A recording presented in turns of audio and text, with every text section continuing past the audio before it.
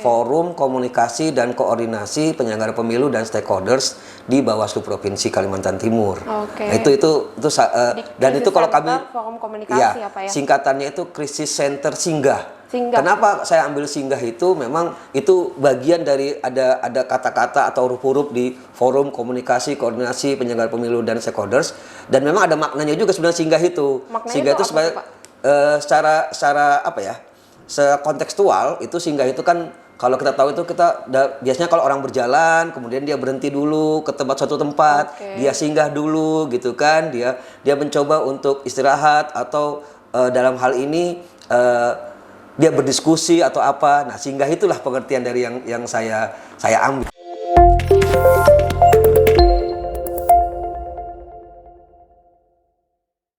Assalamualaikum warahmatullahi wabarakatuh. Halo sahabat Bawaslu semuanya, kita ketemu lagi dalam Pondasi Podcast Negeri Demokrasi. Podcastnya Bawaslu Provinsi Kalimantan Timur yang mengulas berbagai topik-topik menarik soal kepemiluan dan demokrasi. Sahabat Bawaslu, dalam episode kali ini bersama saya Siti Khadijah, kita akan ngobrolin tentang satu program baru yang digagas dari Bawaslu Provinsi Kalimantan Timur.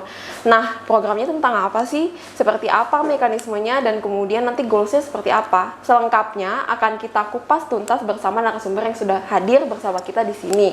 Beliau adalah Kepala Sekretariat Bawaslu Provinsi Kalimantan Timur. Selamat datang Bapak Kasek di Podcast Pondasi. Assalamualaikum Pak, gimana kabarnya? Waalaikumsalam warahmatullahi wabarakatuh. Alhamdulillah sehat walafiat. Sehat Pak ya? Iya.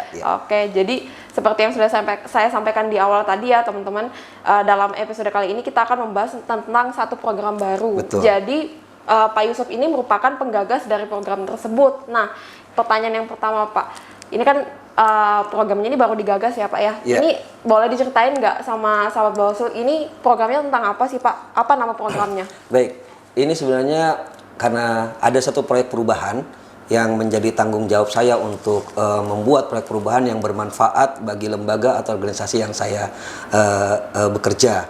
Dan kemudian saya berpikir ada suatu gagasan atau inovasi atau terobosan yang harapannya bahwa terobosan ini juga bisa bermanfaat bagi organisasi saya. Makanya melihat kondisi yang ada, saya mencoba untuk membuat ide mengingat adanya situasi atau persoalan tentang kepemiluan, makanya mencoba untuk mencari ada suatu forum gitu ya yang bisa berperan ke dalam penyelenggaraan pemilu. Makanya terobosan ini karena saya sering membaca juga ada ide tentang krisis center. Makanya ide ini saya pikir bagus juga ini karena krisis center itu belum ada di Bawaslu Provinsi Kalimantan Timur ini. Nah, jadi saya berpikir untuk coba membuat krisis center yang ada di Bawaslu Provinsi Kalimantan Timur sebagai wadah atau tempat forum komunikasi dan koordinasi penyelenggara pemilu dan stakeholder terkait dalam rangka untuk meningkatkan kinerja Bawaslu Provinsi Kalimantan Timur dalam hal hubungan antar lembaga, partisipasi pengawasan partisipatif dan pencegahan pelanggaran. Itu sebenarnya idenya yang saya ambil dari proyek perubahan yang sedang saya susun ini. Kalau untuk nama lengkap programnya ini apa nih Pak? Sebenarnya program nama lengkapnya itu adalah saya mencoba mencari strategi peningkatan atau strategi optimalisasi kinerja Bawaslu Provinsi gitu ya, melalui pembentukan krisis center, forum komunikasi dan koordinasi penyelenggara pemilu dan stakeholders di Bawaslu Provinsi Kalimantan Timur. Nah, dan itu kalau kami forum komunikasi apa ya? Singkatannya itu krisis center singgah. Kenapa saya ambil singgah itu? Memang itu bagian dari ada kata-kata atau huruf-huruf di forum komunikasi koordinasi penyelenggara pemilu dan stakeholders, dan memang ada maknanya juga sebenarnya singgah itu. Singgah itu sebagai secara sekontekstual itu singgah itu kan kalau kita tahu itu biasanya kalau orang berjalan kemudian dia berhenti dulu ke suatu tempat, dia singgah dulu gitu kan, dia mencoba untuk istirahat atau dalam hal ini dia berdiskusi atau apa. Nah, singgah itulah pengertian dari yang saya ambil. Gitu. Jadi nama singgah itu sendiri dari kepanjangan ya Pak ya? Iya, kepanjangan dari Forum Komunikasi Koordinasi disingkat menjadi singgah. Betul. Gitu, betul. Namanya keren banget sih, maksudnya bisa disingkat gitu. Oke, lanjut nih Pak ke pertanyaan berikutnya. Sebenarnya dari program ini nih pihak minat, kan tadi sudah disebutin nih ada pihak-pihak stakeholders lainnya. Betul. Siapa-siapa pihak-pihak mana aja sih yang akan kemudian mendapatkan manfaat dari adanya program ini Pak? Yang pasti bahwa itu kan pihak-pihak yang mendapat manfaat dari proyek ini adalah secara internal dan eksternal. Internal itu yang pasti itu adalah Bawaslu Provinsi Kalimantan Timur sendiri ya. Nah, Provinsi Kalimantan itu bisa memanfaatkan krisis center ini sebagai sebagai pusat untuk meningkatkan hubungan antar lembaga ya, dalam arti pengawasan dan hubungan antar lembaga untuk mendiskusikan atau memitigasikan kerawanan pemilu gitu ya. Yang akan terjadi dalam tahapan-tahapan penyelenggaraan pemilu ke depan. Memang dasarnya ini sebenarnya Bawaslu itu kan menyusun namanya indeks kerawanan pemilu. Indeks kerawanan pemilu ini kan banyak hal-hal yang sebenarnya sudah disusun yang sudah diantisipasi oleh Bawaslu. Nah, dengan adanya krisis center ini, Bawaslu bisa memanfaatkan forum ini untuk menyampaikan hal-hal yang sudah disusun gitu ya kepada pihak-pihak terkait. Ini loh sebenarnya kalau dalam tahapan ini akan terjadi seperti ini, dalam tahapan seperti ini akan terjadi ini gitu kan. Nah, untuk eksternal sendiri dalam hal ini bisa yang saya libatkan dalam hal ini ya, itu pertama adalah KPU, jelas KPU karena sebagai penyelenggara pemilu juga kan, kemudian kepolisian, kemudian yang artinya kalau KPU itu kita bisa menyamakan pemahaman yang sama lah dalam tahapan-tahapan dengan pemilu.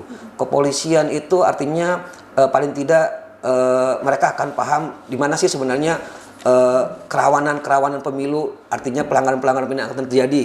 Nah, kemudian juga ada Komisi Penyiaran Indonesia Daerah KPID. Paling tidak selama penyelenggaraan pemilu kan ada kampanye-kampanye gitu ya melalui media. Nah, sebenarnya kan artinya pelanggaran-pelanggaran apa sebenarnya yang bisa kita minimalisir dari pelanggaran dengan menggunakan kampanye dengan media di luar yang sudah ditentukan. Begitu juga dengan adanya kita juga untuk badan kepegawaian daerah. Nah, karena kita tahu saat ini kan yang lagi topik yang paling ngetren itu adalah netralitas ASN. Netralitas dalam apa? Dalam keikutsertaannya dalam kepemiluan. Ya, nah itu makanya kami libatkan. Begitu juga dengan perguruan tinggi. Perguruan tinggi dalam arti ya kita bisa mengikut sertakan peran akademisi dalam share and knowledge masalah tentang kepemiluan. Seperti itu sebenarnya. Jadi krisis center Singgah ini mencoba menghimpun itu semua, menghimpun baik penyelenggara pemilu ataupun stakeholders terkait dalam upaya untuk bisa berdiskusi mengenai mitigasi kerawanan untuk upaya pencegahan pelanggaran pemilu yang akan terjadi. Seperti itu. Jadi fokusnya untuk penyamaan persepsi lembaga-lembaga yang sudah disebutkan tadi ya. Tadi ada sesama penyelenggara yang KPU, ada KPU, juga KPID untuk kemungkinan atau potensi pelanggaran di media. Misalnya ada juga tadi ada perguruan tinggi dalam sharing knowledge. Jadi cukup kompleks ya Pak ya. Jadi banyak pihak yang dilibatkan dan sebenarnya ini juga merupakan gagasan yang untuk menyatukan itu semua ya Pak ya. Iya, paling tidak itu dari Bawaslu Provinsi Kalimantan Timur pun kinerja hubungan antar lembaganya bisa bisa optimal gitu loh. Baik. Nah, seperti itu. Oke Pak, tadi tentang pihak-pihak yang kemudian terlibat dan manfaatnya untuk pihak-pihak tersebut ya Pak ya, baik internal maupun eksternal. Nah, selanjutnya nih Pak, ini lokasinya nih Pak, kan ini krisis center rumah singgah nih, berarti lokasinya di Bawaslu nih Pak? Iya, untuk lokasi atau tempat krisis center itu memang ide ini saya masukkan ke dalam Bawaslu Provinsi Kalimantan Timur karena mengapa? Dalam perjalanannya kalau ada pelanggaran pemilu, orang tuh cuma tahu ngadunya ke Bawaslu gitu loh. Jadi misalkan mau pelanggaran apapun mereka taunya ke Bawaslu. Pelanggaran apapun mereka ke Bawaslu. Makanya Bawaslu sebenarnya tempatnya gitu loh. Nah, disinilah sebenarnya krisis center ini berperan. Selain dia juga bisa menerima aduan-aduan laporan dugaan pelanggaran tersebut, juga menjadi diskusi gitu loh kan. Jadi tempat. Jadi ternyata ini loh ada aduan nih seperti ini. Nah, pemilu lalu itu aduannya seperti ini. Nah, itu berkembang jadinya. Nah, makanya fungsinya krisis center itu seperti itu. Siap Pak. Jadi lokasinya di Bawaslu Provinsi Bawaslu Kalimantan bertempat Timur, di ya, Pak, ya? Bawaslu Provinsi Kalimantan Timur. Nah, terkait ini kan programnya baru dijalankan nih Pak. Kemudian apa namanya, untuk kedepannya itu seperti apa Pak harapannya? Jadi ini kan ada juga ada apa ya, program yang jangka pendek, menengah, dan jangka panjang. Nah, program jangka pendeknya itu memang kita itu baru menyusun yang namanya blueprint, baru perjanjian kerjasama. Kemudian program jangka menengahnya itu tersedianya sarana prasarana krisis center sendiri, sama kita juga menyusun namanya aplikasi koordinasi dan kebijakan. Nah, di jangka panjangnya ini terhimpun itu semua tuh maksud dan tujuannya itu, artinya meningkatlah kerjasama antar lembaga yang digagas oleh Bawaslu gitu ya. Dan kita kerjasama antar lembaga ya Pak. Kerjasama antar lembaga dalam hal apa? Dalam hal apa? Pengawasan partisipasi, kemudian pencegahan pelanggaran. Nah, mengingat itu ke depan itu juga kita akan menghadapi pemilu 2024. Nah, inilah saat yang paling tepat sebenarnya untuk kita menjalin hubungan dengan pihak-pihak stakeholder itu dalam apa? Dalam hal untuk memitigasi kerawanan-kerawanan pemilu atau sekedar diskusi-diskusi saja. Diskusi-diskusi misalkan menyamakan persepsi, menyamakan pemahaman. Iya. Sebenarnya pemilu 2024 itu seperti apa sih? Siap. Gitu kan? Kemudian 2024 itu kita akan menghadapi hal seperti apa? Karena memang pemilu itu biasanya dinamikanya berbeda-beda. Betul. Gitu kan?